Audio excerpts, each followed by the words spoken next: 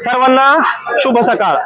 मित्रांनो, कालच मी ठरवलं होतं की आज दिवसभरात कसल्याही प्रकारचं शूट करायचं नाही. आजचा संपूर्ण दिवस काल बऱ्यापैकी खूप मोठ्या प्रमाणात काम केल्यामुळे आज दिवसभर शूट करणार नाही ठरवून आलतो. पण खरं सांगू का, 6:30 वाजता या ठिकाणी मी आलो. 20 वर्ष आणि मला आश्चर्य वाटलं की 6:30 वाजता या ठिकाणी जेवण तयार होती. आणि तुम्ही या ठिकाणी पाहू शकता की हे टोप बघा किती मोठे मोठे आहेत. भले त्या तिथून बघा 1 2 3 4 5 या ठिकाणी बघा मोठे मोठे टोप. या ठिकाणी जर पाहिलं आपण तर एवढ्या मोठ्या प्रमाणात नियोजन वारकऱ्यांसाठी केलेलं आहे. मित्रांनो, खरं सांगू का, एवढ्या सकाळी नियोजन करणं एवढं सोपं काम नाहीये. मी तर सांगतो, आता सध्या आपला निम्मा महाराष्ट्र अजून झोपेतच आहे. कितीतरी जण अजून अंथरुण घेऊन झोपले असतील. आणि या ठिकाणी खरं सांगू, आलेल्या माझ्या डोक्यात होतं पहिल्यांदा जेवण करायचं. आणि मी खरं सांगतो, मी पहिले जेवण केलं, जेवणाची चव घेतली आणि त्यानंतर मी शूट करायचा विचार केला. मित्रांनो, आपल्या भटकंती या चॅनलवर आपल्या अल्पावधीत लाखो लोक आपला हा चॅनल पाहायला लागलेले आहेत. या भटकंती चॅनलवर आपल्या सर्वांचं या ठिकाणी मी स्वागत करतो. आणि एवढ्या मोठ्या प्रमाणावर हे नियोजन कसं केलं जातं याची माहिती आपण या मंडळाच्या सदस्यांकडून जाणून घेऊयात. माऊली रामकृष्ण हरी. रामकृष्ण हरी. माऊली, मला सांगा, आपल्या या अन्नक्षेत्र जे मंडळ आहे आपलं, आपण जी मोफत सेवा वारकऱ्यांसाठी अन्नदान करताय, याची कल्पना आपल्या कशी सुचली, मला हे पहिले सांगा. नाही, ही जी कल्पना जी आहे ही सर्व तरुण मुलांच्या डोक्यातनं जी कल्पना आलेली आहे. हे असं एकाला कल्पना सुचली वगैरे असं काही नाहीये. सगळ्या तरुण मुलांनी एकत्र येऊन एक असा विचार केला की आपण जो रोटी घाट जो आहे तो वारकऱ्यांना चालण्याकरता खूप त्रास होतो. आणि काही जे पुढं वारकरी जे चालतात त्यांना काहीतरी एक अन्न मिळावं आणि पुढं चालण्याचा त्यांचा जो काही त्रास आहे तो कमी व्हावा, याकरता या ठिकाणी रोटी घाटामध्ये एक अन्नदानाचा हा संकल्प आहे. बरं माऊली, मला सांगा, एवढ्या मोठ्या प्रमाणात आज जर मी पाहिलं तर मोठी मोठी लग्न होऊन जाते. एवढ्या मोठ्या प्रमाणात या ठिकाणी पातेले वगैरे आहेत आणि खूपच सुंदर असं नियोजन आहे.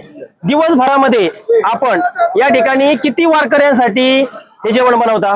एक साधारणतः 1000 ते 1200 किलो तांदूळ आपण या ठिकाणी आपला शिजवला जातो. तर मग आता तुम्हीच एक अंदाज लावा, एक साधारणतः 15,000 लोकांपर्यंत या वारकऱ्यांना आपण इथं दिलं जातं त्यांना.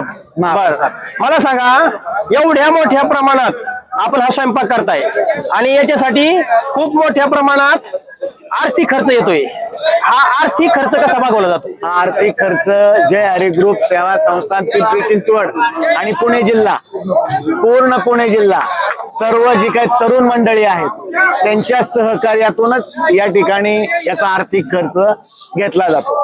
बर, आता मला सांगा, हा आर्थिक खर्च तरुण मंडळ उचलतात. हो. मग तुमच्या या तरुण मंडळात सरासरी किती सदस्य आहे तुमच्या? असं एक साधारणतः 400-450 सदस्य आहेत. याच्यावर असं तुम्हाला काय बंधन आहेत का? कोणी किती वर्गणी वगैरे असं काही बंधन नाही, सोयीचे. मग सोयीचे तुम्ही त्यात काय काय घेता? म्हणजे आर्थिक स्वरूपात घेता, धान्य घेता, कसं काय? आर्थिक स्वरूपातच घेतो. आर्थिक स्वरूपात घेऊन बाकी सर्व नियोजन तुमचं मंडळ करतं.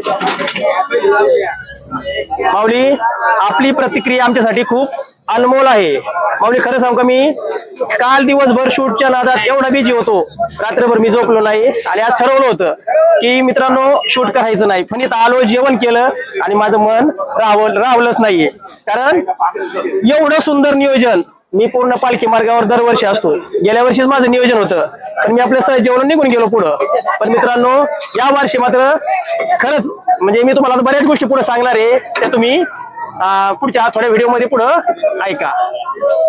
माऊली रामकृष्ण हरी. रामकृष्ण हरी. माऊली, काय नाव आपलं? माझं नाव सतीश बेगडे. माऊली, तुमचं वय किती हो? माझं 39 वय. 39. तरुण पिढीकडून काहीतरी शिकण्यासारखं काय आहे? कारण मागच्या मी बऱ्याच व्हिडिओ मध्ये सांगितलं होतं की वारीला तरुण पिढीने वारीकडे वळलं पाहिजे. आणि मित्रांनो, वारीकडं तरुण पिढी वळतच आहे. पण तुमच्यासारखे तरुण कार्यकर्ते असल्यामुळं खरंच एवढ्या मोठ्या प्रमाणात ही समाजसेवा या ठिकाणी घडत आहे. या ठिकाणी बघा, खूप मोठ्या प्रमाणात वारकऱ्यांचं या ठिकाणी नियोजन केलेलं आहे. मला तुम्हाला एक प्रश्न असा विचारायचा आहे, ही प्रेरणा तुम्हाला कोणाकडून मिळाली? आपला महाराष्ट्र पुरोगामी महाराष्ट्र म्हणून ओळखला जातो. संतांचे विचार, संतांनी दिलेली शिकवण यातूनच तरुण एक सकारात्मक ऊर्जा घेऊन वारीत चालत असतो, वारीत सेवा करत असतो. हीच ऊर्जा घेऊन आम्ही पुणे जिल्हा ही संतांची भूमी आहे. जगद्गुरु संत तुकोबाराय ज्ञानोबा माऊली यांच्या पदस्पर्शाने पावन झालेले, यांच्या वास्तव्याने पुनीत झालेली ही पुण्यनगरी, या पुण्यनगरीचा वसा वारसा आमच्यासारख्या तरुणांना आहे. हे सर्व तरुण आम्ही मिळून हा संप्रदायाचा वारसा या ठिकाणी पुढे जोपासत आहोत. हीच खरी ऊर्जा वारीत चालताना आम्हाला मिळत असते. माऊली मला एक सांगा, आता ही जी सेवा आपण देत आहे हे किती वर्षापासून आपले का हे सेवा देण्याचं काम चालू आहे? जवळजवळ 16 वर्ष झालेले आहेत. ही अखंड ही सेवा जे हरिग्रुप माध्यमातून वारकऱ्यांना सेवा देत आहोत. तुम्ही याच्यात कधी सहभागी आहात? मी जवळजवळ त्या 16 वर्षापासून, पहिल्या वर्षापासून मी या सेवेत सहभागी आहेत. पहिले 4-5 वर्ष आम्ही शलारवाडी तळेगाव परिसरातील आम्ही तरुण सगळे सहकारी मिळून करत होतो. नंतर यात मोठ्या प्रमाण या ठिकाणी चिखली सर्व गावातील पुणे जिल्हा पिंपरी चिंचवड शहरातील सर्व गावातील तरुण सहकारी या ठिकाणी ही सेवा करत असतात. वयाच्या 22-23व्या वर्षी आजची तरुण पिढी मोबाईल मध्ये गुरफटलेली आहे. हे कोणी जरी मला काय म्हटलं तर हे 100% सत्य आहे. आणि त्या काळामध्ये 23-24 असताना तुम्हाला ही प्रेरणा मिळाली. खरं सांगतो, खूपच वाखण्याजोगं आहे तुमच्या या सर्व तरुणांचंच काम. मित्रांनो, असंच काम भविष्यातही तुम्ही करा, तरुण पिढीलाही तुम्ही संदेश द्या. आता आपण जी प्रतिक्रिया दिली त्याबद्दल धन्यवाद. धन्यवाद. माऊली रामकृष्ण हरी. रामकृष्ण हरी. माऊली, आपली तुमच्याबद्दल थोडक्यात ओळख करून द्या. मी अनुराग चव्हाण. मी शेलारवाडी राहतो, तळेगाव दाभाडची तिथं. आणि माझा व्यवसाय आहे, कर्नाटक चौकात माझं ऑफिस आहे, तिथे मी काम करतो. बरं माऊली, मला सांगा, एवढ्या मोठ्या प्रमाणात त्या ठिकाणी नियोजन झालेले आहे. आता या नियोजनात आजचा मेनू काय हो? आजचा मेनू आमटी, भात, शिरा आणि शाकभाजी. या ठिकाणी बघा, मोठी मोठी पातेली पूर्ण भरलेली आहेत. आणि संपूर्ण या पातेल्यामध्ये आमटी, भात, शिरा, अजून शेकभाजी, एवढ्या मोठ्या प्रमाणात मोठे मोठे टोप या ठिकाणी भरून ठेवलेले आहेत. आता हा प्रश्न खूप थोडासा भावनिक आपल्याला. मला सांगा, आपण एवढ्या मोठ्या प्रमाणात वारकऱ्यांना ही सेवा करता, यावेळेस वारकऱ्यांची प्रतिक्रिया काय असते हो, तुम्ही ऐकली का? वारकरी आनंदितच असतात, कारण की त्यांना सकाळ सकाळ एवढं म्हणजे चालून येतात. काही दुसरा पर्यायच नसतो, एवढा रोटी घाटाच्या याच्यामध्ये ना कुठला पर्यायच नसतो. त्यामुळे घाट चढताना ह्याला थोडा त्याला चांगलं वाटतं, असं की खायला मिळतं म्हणून आनंदाने खातात. माऊली, खूपच सुंदर अशी आपली प्रतिक्रिया आहे. धन्यवाद. माऊली रामकृष्ण हरी. रामकृष्ण हरी माऊली. मला एक सांगा, या ठिकाणी तुम्ही स्वयंपाक बनवण्याचं हे काम करताय, बरोबर ना? बरोबर. मला सांगा, हा स्वयंपाक सकाळी किती वाजता तयार झालाय हो? सकाळी आमचे 4:30 वाजता रेडी झालेले स्वयंपाक. 4:30 वाजता. हा. आणि ही जेवण किती वाजता सुरू झाली सगळी? हे 5 वाजता चालू झाले. सकाळी 5 वाजता जेवण चालू झाली हा. की निम्मा महाराष्ट्र, निम्मा नाही मी तर 70-80% लोक त्यावेळेस झोपलेले असतात, हा. त्यावेळेस इथून जेवण चालू झाली होती. चालू झाले. बरोबर. याचं जे नियोजन आहे, हा. तुम्ही रात्री जेवण किती वाजता सुरू केली ती 5 वाजता चालू बनवायला बनवायला? संध्याकाळी मी 10:30ला. 10:30ला. हा.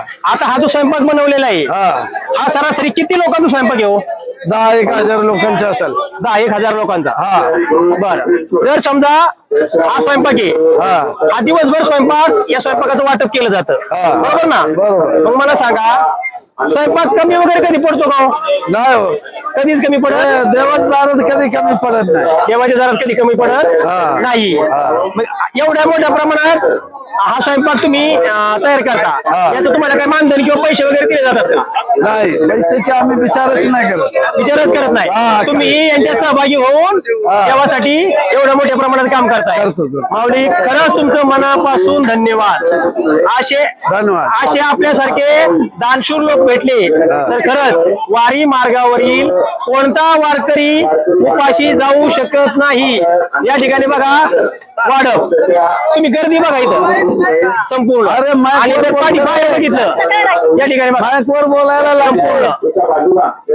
म्हणजे एका वेळेस जवळजवळ 100 लोक एका वेळेस जेवण करतात सध्या एका वेळेस. पूर्ण होय, गर्दी नाही काय नाही. आज जवळजवळ 6-7 काउंटर लावलेली आहेत.